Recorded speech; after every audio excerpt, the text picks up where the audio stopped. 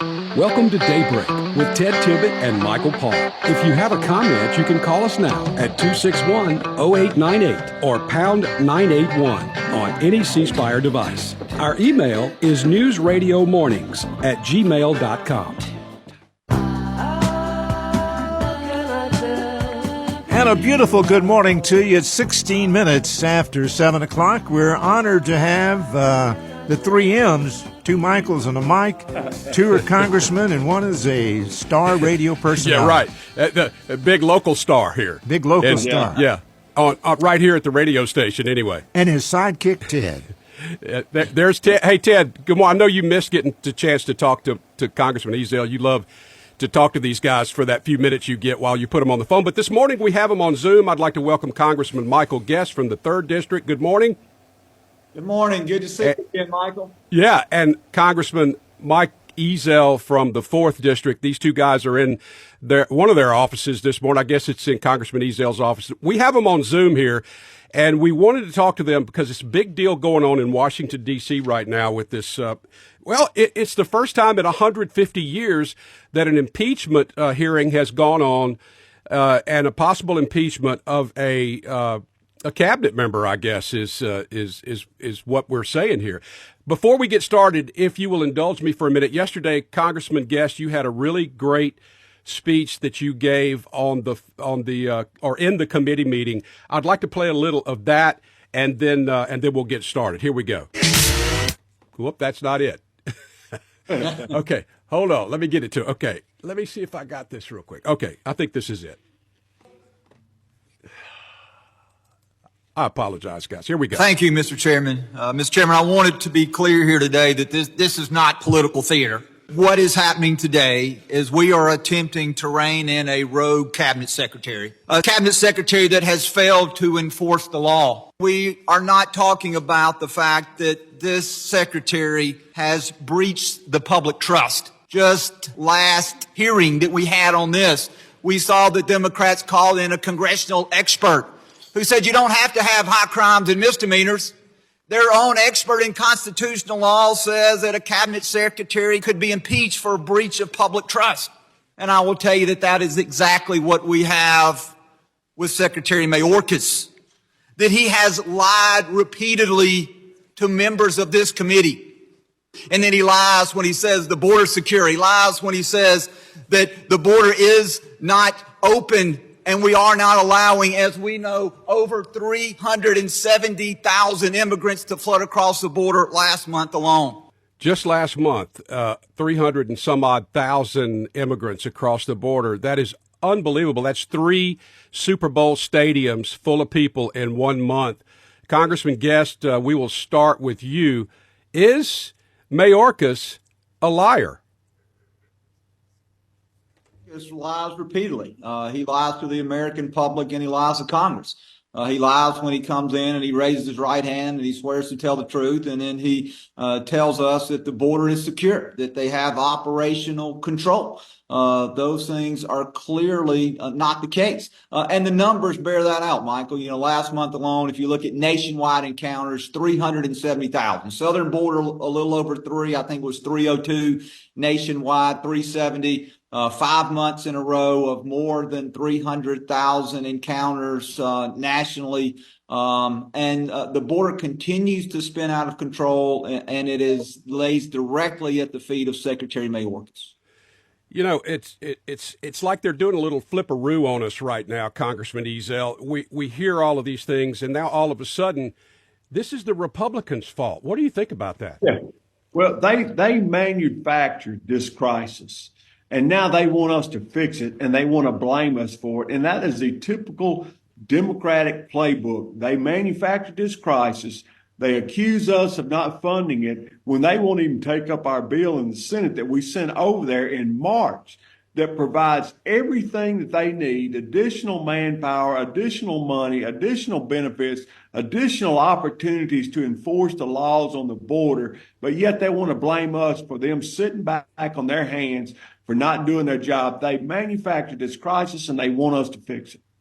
It's amazing to me how they can flip on a dime sometimes and turn the the talking points directly around against Republicans. Now, you guys have been working on this for some time. You're both members of the Homeland Security Committee, and you've been watching this unfold. Both of you, I assume. I know you have, Congressman Ezell. I think you've also been to the border, Congressman Guest.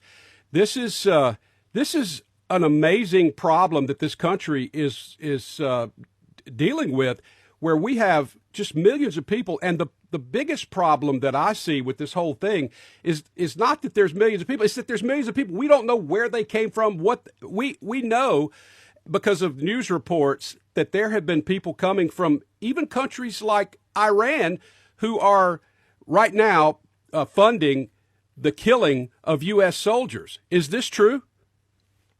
It is true. We have hundreds last year who were arrested that were on the terrorist watch list.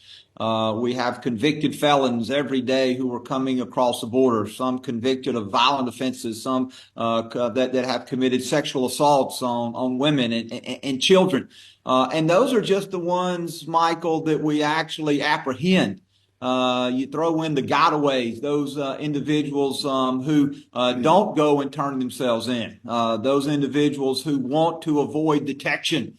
And why they want to avoid detection? Because, the statistics show, Mayorkas has told us that 85% of anyone who comes in the country and claims asylum is going to be released into the interior. And so what troubles me and what keeps me up at night are who are these people, who are the gotaways, that are avoiding detection, that are in the country, that we have no idea about their background. We have no idea if they have some ulterior motive for coming in here. Could they potentially be some sort of sleeper cell put in here by a foreign government who dislikes the United States? Those are things that we don't know. And those are, again, the things that keep me up at night, and the fact that our borders is so porous, that we have such a surge coming across that we don't have the resources to adequately police who's coming into this country. Congressman Ezell, we were in law enforcement together, and when they say this word "got away," I think of the maybe the guy who ran from us that we didn't, we never did catch him. Maybe we caught him later, or maybe he jumped off a bridge into the water somewhere, and we could. I don't know, but what do they mean here in this context about gotaways, and how do they know, or do they really know? Well, I'll tell you what, we have 1.8 million we know have got away, and they are just not concerned one bit with these people that are in our country. Excuse me. 1.8 million gotaways. And that can either be ones that we know have got across the border that we couldn't get to, ones that have actually run from us, ones that have, by the numbers, the sheer volume of people that are coming across the country that we have had encounters with and have not been able to detain. And also the same ones that they have this catch and release program. I mean, they're catch and release just as fast as they come in here. So there's all sorts of ways to measure that, but we know for sure 1.8 million have gotten away. They're out in the country, and we don't know where they are. And I'm assuming that this is our Border Patrol that you are talking to that tells you, hey, we saw, on our sensitive equipment or whatever, that this many people came through, we didn't get them, or videos of people coming through. Is that kind of how they come up with this number? It's a whole host of things, and that is exactly right. And I'll tell you something else, too. We have got so many opportunities to close these things off, but the dang Biden administration has got the certain parts of the border with the doors welded open so that they can just pass through there just like they're riding a train. It's shocking when you see these things that are happening on the border. But now, as of late, President Biden has been awakened from his slumber and says that you guys have to give him the tools that he needs. What could he do right now if he really wanted to close the border? Congressman Guest? Yeah. I'll tell you, he could reinstate the Trump policies that were so effective, remain in Mexico. He could once again begin building border wall.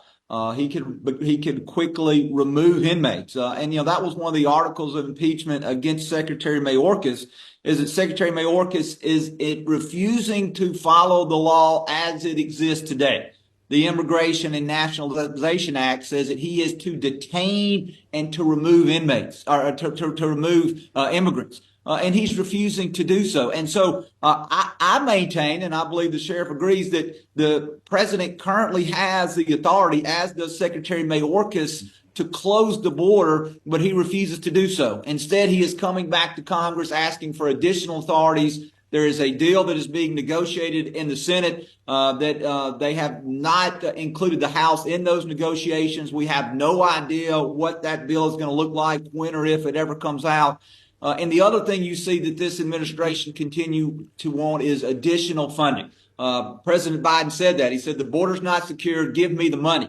We don't want to give the president money to only process immigrants through the border that much quicker and that much more effective.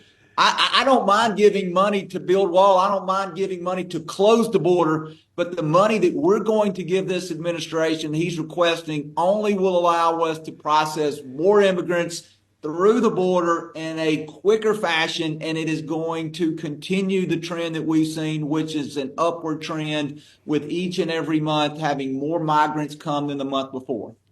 Show me the money. That's pretty much a Democrat talking point. We need more money, and more money will solve every problem, which we know that's not true. So you're going to run us through this just a second about the mechanics of how this is going to work. We got about 3 minutes left. I'd like to understand, what is exactly the committee going to do about Mayorkas? How are they going to vote on this, and where does it go from here? Well, at this point, there was actually a vote out of committee last night. Sheriff Ezell and I left the committee right around 1:30 in the morning. The committee hearing began at 10 a.m. And so we had a 15-hour plus committee hearing, markup, if you will, on the articles of impeachment. There were many Democrat amendments which were really not germane. They were really just blatant political attacks, which were voted down. But shortly after 1 a.m. Eastern time, the articles of impeachment were voted out of the Homeland Security Committee along a party line vote, with every Republican supporting and every Democrat opposing. And at this point, we're awaiting Speaker Johnson to bring those articles of impeachment to the House floor. We're told that could happen as soon as next week. To bring the articles out of the House only requires a simple majority. So we'd have to have every Republican support this, with retirements and with Steve Scalise out getting treatment for cancer. Republicans now control a 1-seat majority on any given day in Congress. So it is imperative that all Republicans stand together and vote to impeach Secretary Mayorkas. You know, I wonder sometimes, are there some Democrats out there that may be in some districts? Like I noticed there was one from Texas, a Democrat, I can't recall his name, that has really been raising a lot of cane about this border situation. Do you foresee the possibility that maybe a Democrat or two might come to your side? I'm optimistic. If I was a betting man, I probably wouldn't bet in favor of it. But, Vicente Gonzalez, maybe the Democrat that you're referring to, he has repeatedly chastised the administration for the terrible job that they've done along the southwest border. But I think it's going to be very hard for any Democrats to break ranks and support Republicans in this cause. But look, Michael, it's the right thing to do. Even if the case goes nowhere in the Senate, because we know that it takes 2/3 of a vote in the Senate to remove a cabinet secretary, we as Republicans felt like that we had done everything that we could, and this was really the last tool in our toolbox to do anything to rein in Secretary Mayorkas. Congressman Ezell, do you think it's the right thing to do, even if the Senate doesn't vote for this? I mean, should we make them be on record? 100%. We do our job like we did our job as law enforcement officers, like we did our job when Michael was a district attorney. You do your job, you present your case, and if the other side does not act, that's on them. We're doing our job. That's right.